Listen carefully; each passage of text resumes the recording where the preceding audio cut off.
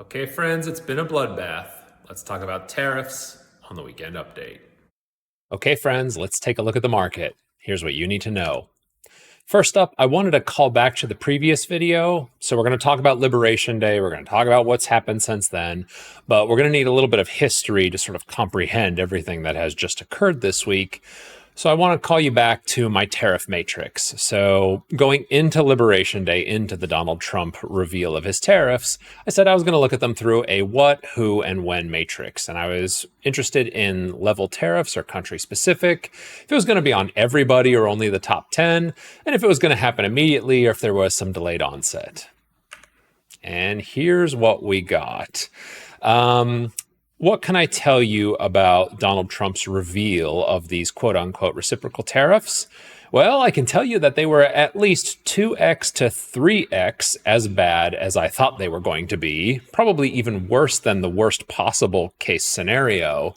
And it was just sort of like a shocker to the market. I mean, here are those charts that he held up in the Rose Garden. You've got them on your screen now. Things like 46% tariffs on Vietnam. It's an unbelievable number. It almost begs the imagination. Where did these numbers come from? And then, of course, we started to get some data coming through. What I'm showing you here, this is a Twitter community note. This is when someone wants to put some context on something that might not be perfectly correct. And what they're saying is where these reciprocal tariffs came from, we've done the math and we've pretty much figured it out at this point. This is not the tariffs that these nations put on U.S. goods. What they've done is they've done a mathematical formula of looking at the U.S. trade deficit divided by imports, and then they set the U.S. tariffs at 1/2 that number. So what that means? Well, it means some really bad things. If this was tariffs, these countries could do something to fix the problem. They would say, oh, we're going to drop tariffs. You drop tariffs on us. Good. Everyone can make a deal. That's not what we're measuring here. What we're measuring is trade deficit between these countries. And that probably can't be fixed. And so the danger that we are picking up here is we've sort of committed ourselves to a path with no off-ramps. Let's take a look at the market. Unsurprisingly, the market did not like this tariff scheme. You'll see here in green and red candles, this is the S&P 500. Orange is the 50-day moving average. Purple is the 200-day moving average. And what do you notice? Well, we released on our 50-day. We had our testing around our 200-day, and things were looking really good. I really thought Donald Trump was going to come through for us. He did not come through for us. This tariff announcement, I mean, I don't know. It's almost laughable. I'll borrow the words from the Heritage Foundation because I try to remain non-political, and that includes both sides. But what I will tell you is the Heritage Foundation is a very notorious conservative think tank.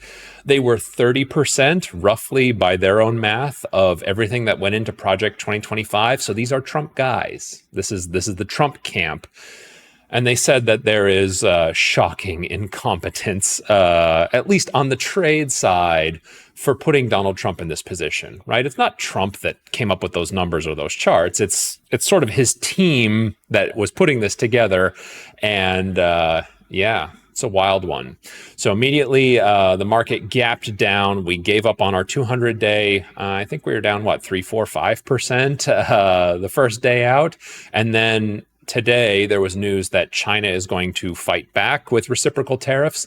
They set their reciprocal tariffs at 1/2 the reciprocal tariffs that we are charging them. So they're being kind exactly the same way that we are being kind. And the market as of right now, let's take a look. We're at about another 4.5% down today. So we're in a complete, just unbelievable slide. Shocking announcement. And certainly that's the story you know, right? I hope by this point in time, I'm not telling you anything that you haven't heard before. We've let go of our 200-day. What's happening now? What I hope to do, though, because you've heard the doom and gloom story everywhere else, we're going off the cliff, the world is ending, Donald Trump ruined America and the economy and the stock market. What I want to do is I want to give you a little bit of counterpoint on all of this and put it in its appropriate context. We are below the 200-day. We've released on that. That's not good. but I'm already starting to see some positive signs. And that sounds ridiculous to say because I know what the market is doing, but I want you to see what I see. So here's what I see. First up, if you'll remember, last time we talked about the market, I showed you, hey, there have been, basically 30 corrections of greater than 5% since the March 2009 low. And at that point in time, this was early March, I said, well, this correction's gone on 15 days and we were around 7% in our decline. And I said, we got some more room to go there. The average is 26 days of correction and the average is 7.6% decline. And what I said was, I think we got to go beyond average on this one for the tariffs. And I said, I think we probably have a doubling up to maybe 12 to 15% on this decline. And if we update this to where we were going into today, here's the numbers that you find. So this correction has now gone on for 43 days, right? So our average correction is 26 days long. We are now 43 days into this correction. The average decline is 7.6%. We are now 12.3% into this decline, and we're going to have to add another 4% adding in today on top of this. And so what does that mean? That means that the time has gone on enough and the drawdown has become big enough that we can at least begin the process of starting to look for bottoming. And as I'll show you, as we look at the slide on the market, I don't think it's coincidence that if you look at the low that we put in today at around 505, 506, is the exact same panic low we placed in August when the carry trade unwound. And so what this tells me is there is some support here at the end of the carry trade unwinding that we're at least finding for today. And that is little consolidation given what the market has done in this drawdown, but you got to start somewhere. And certainly the first day after reciprocal tariffs came out, I think everyone was sort of in shock. My phone really didn't ring that much. Selling was pretty orderly, so I felt like there was some more room to go. Today, it has been just from all sources. My phone has been ringing off the hook. It's ringing now as I speak.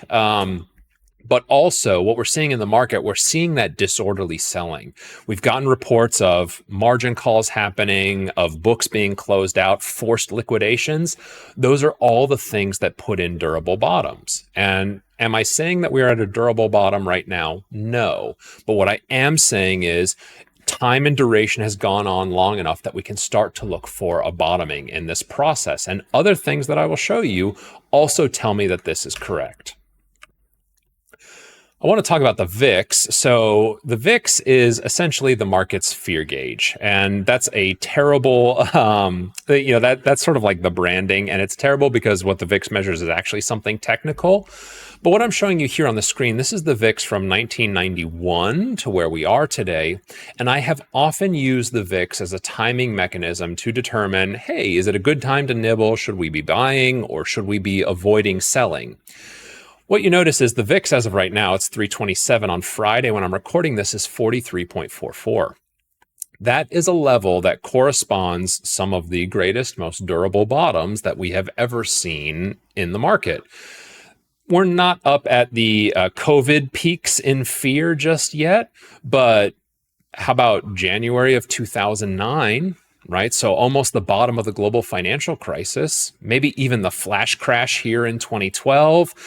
So what this tells me is there's a lot of fear in the market right now, and that is also fertile for bottoms. I'll show you here. This is Charlie Biello. We use a ton of his charts on the channel. But what he's doing here is he's looking at the VIX, the largest one-day percentage increases. He's got the VIX at 30 on this chart. We are not at 30 anymore. We're up at 43. I think the VIX has moved. I'll take a look. The VIX has moved 40% just today alone. So clearly it would be up here, at least in the top 20 moves on the day. But what I'm showing you here in this chart, this is one-day movements in the VIX. So this is like that accelerated spike in fear that coincides with disorderly selling and people panicking and liquidations, etc. And then what I'm showing you here on the chart, 1 month, 3 month, 6 month, 1 year, 2 year, 3 year, 4 year, 5 years out. We look at the returns. And what you find, if you look at these periods when the VIX rips higher, the average of these top 30 periods, well, on average, 6 months from now, the market bounces something like 12%. A year from now, 21%. 2 years, 34%. 5 years, 104%, a doubling from here. Am I saying, hey, everything's all good, the VIX is high, green light, go for it. No, but what I'm doing is I'm putting in the bottom that came in the chart at the yen carry trade unwind. I'm adding to it what's happening with the VIX. And so these signs are putting together to say we can eventually start to look for bottoming here. There's a tremendous amount of washout that's happened, but what I don't want you to do is focus so much on the world ending and the washout that you miss what's actually going on here. So you're definitely going to get the doom and gloom story, and that's okay. Certainly I've been binging on the doom and gloom story as well. But there's a couple things that I think are being missed, and so I wanted to share with you some of the story not told. If the VIX is correct, and if we are going to bottom at some point here, and if it's going to lead to, a great equity market on the other side of this, then I think all of these things are going to be a part of that story. And these are things that exist and are true as of right now, but no one's really talking about them. So I wanted to talk about them here on the channel. First part of the story not being told right now is the USMCA carve out. So on those charts that I showed you about the tariffs, there's two nations that are noticeably absent, and that would be Canada and Mexico. And the reason why is USMCA, or another word for that is essentially NAFTA, the free trade agreement that we have with Canada and Mexico, is still a law of the land. And so these tariffs are really about everybody not covered by the USMCA. And so what that means is a lot of the supply chains that produce things in the US economy exist in Canada and they exist in Mexico. And so some of that stuff is coming to bear here. That's definitely a positive. So these tariffs aren't as broad sweeping as you might think just on a knee-jerk reaction. Second is the semiconductor carve out. When I saw that we were tariffing Taiwan, I knew that we were in trouble. I looked at, I think Taiwan is supposed to get hit with a 30% tariff, something like that. And I was like, there's no way that they're going to put tariffs on NVIDIA graphics cards. Well, there's at least one competent person in the Trump regime, and that person gave us a semiconductor carve out on Taiwan. And so what this means is, again, the most important, we're importing probably tens of billions of dollars of these things every year for the data center build out and the AI boom that's happening right now. That is also a carve out. So here with the USMCA and the semiconductors, these are two very important carve outs that avoided Trump's fury. There's also the potential for deals. I want to be careful because I don't want to think about Trump as playing like four-dimensional chess here. But what we are seeing is Vietnam, after seeing that they were going to be tariffed, I think like 30%, something like that, said, okay, we're going to take our 5% tariff, not the 64% from the chart, but we'll take it down to zero. And I think they're ongoing. They're ready to sign a bilateral trade agreement. I believe Cambodia is doing the same. And we're also getting some positive developments from the UK. And so I want to tie back to something that Scott Bessent told us recently, where he said, think about the charts that are being displayed, and he knew it was going to be a bomb. He said, think about that as a worst case scenario. And so I think there are potential for deals, and we're already seeing deals being made. Trump has said, don't try to negotiate with me. There'll be no deals. Don't take him at his word on that one, because already deals have been struck. And then finally, I wanted to talk about why we're not going to go off the cliff, even if these tariffs do bite. The tariff impact is estimated to be $600 billion. And this is if everybody pays and if trade stays the same. We're looking at a $600 billion essentially tax on imported goods. But remember that the US doesn't have a trade-based economy. We have a services-based economy. We don't even have a goods-based economy. It's services.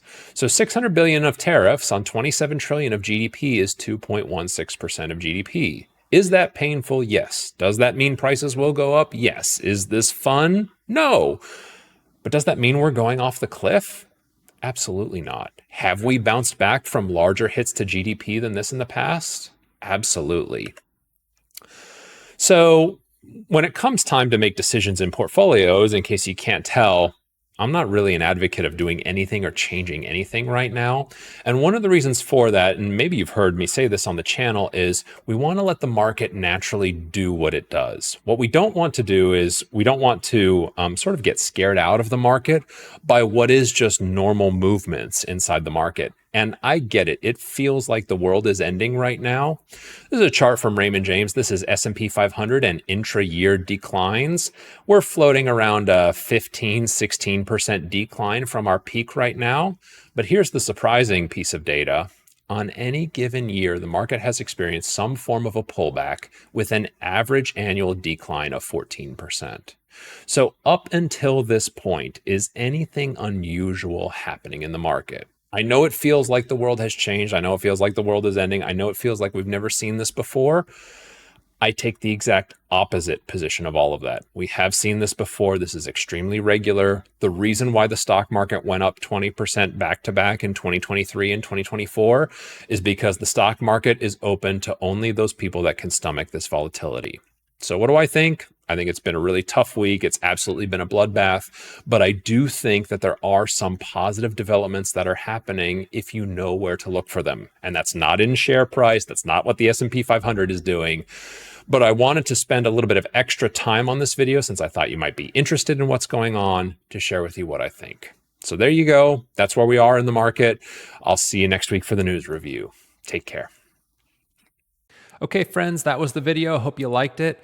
If you found it informative, good, entertaining, I'd love if you could scroll down here beneath the video and give me a like there. It helps us out with the algorithm. And then if you want to be notified first of anything new that we upload to the channel, if you come over here, click subscribe, you'll be the first to know as soon as we upload anything. Appreciate it. See you soon.